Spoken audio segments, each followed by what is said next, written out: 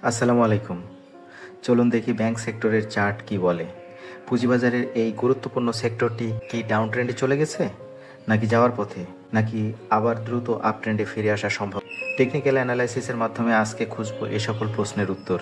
সাথে আছি আমি সাইফুল ইসলাম পিপন। চলুন শুরু করি বছরের প্রথম দিক থেকে। 2025 এর শুরুতে ব্যাংক সেক্টরটি একটি সাইডওয়ে রেঞ্জে ছিল, কিন্তু এপ্রিল মাসের শুরুতে এই রেঞ্জ ভেঙে যায় এবং একটি সুস্পষ্ট ডাউন ট্রেন্ড শুরু হয়। এই পতনের পর জুন মাস ধরে একটি ডাবল বটম প্যাটার্ন গঠিত হয়, যা আমরা দেখতে পাচ্ছি বুলিশ মুভমেন্টকে ইঙ্গিত দিয়ে প্রাইস আবার উপরে নিয়ে যায়। একটি কনসলিডেশনের পর প্রাইস 200 দিনের মুভিং অ্যাভারেজকে ভেঙে উপরে উঠে যায় এবং আপ ট্রেন্ড বজায় রাখে। আগস্টের শুরুতে প্রাইজের গতিপথ আবার পরিবর্তিত হয় এবং একটি সম্ভাব্য হেড অ্যান্ড শোল্ডার প্যাটার্ন তৈরি হয়। এই প্যাটার্নটি একটি সম্ভাব্য ডাউন ট্রেন্ডকে সংকেত দেয়। বর্তমানে প্রাইস আবার 200 দিনের মুভিং অ্যাভারেজকে ভেঙে নিচে নেমে এসেছে, যা বেয়ারিশ ইঙ্গিতকে আরও শক্তিশালী করেছে। পূর্ববর্তী কনসলিডেশনে একটি হরিজন্টাল সাপোর্ট লেভেল তৈরি হয়েছিল।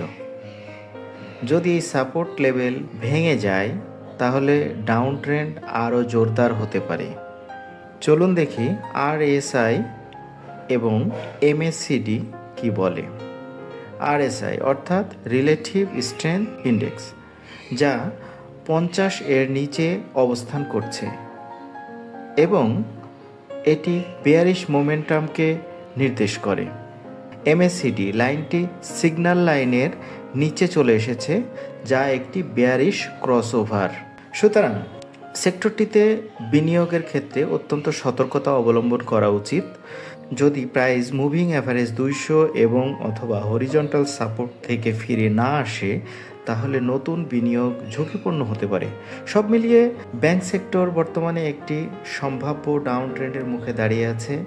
এই সেক্টরে বিনিয়োগ সিদ্ধান্তের আগে আরও ভালোভাবে পর্যবেক্ষণ করা উচিত এবং বিশেষজ্ঞদের পরামর্শ নেওয়া উচিত। আজকের ভিডিও এই পর্যন্তই। সবাই ভালো থাকবেন। ধন্যবাদ।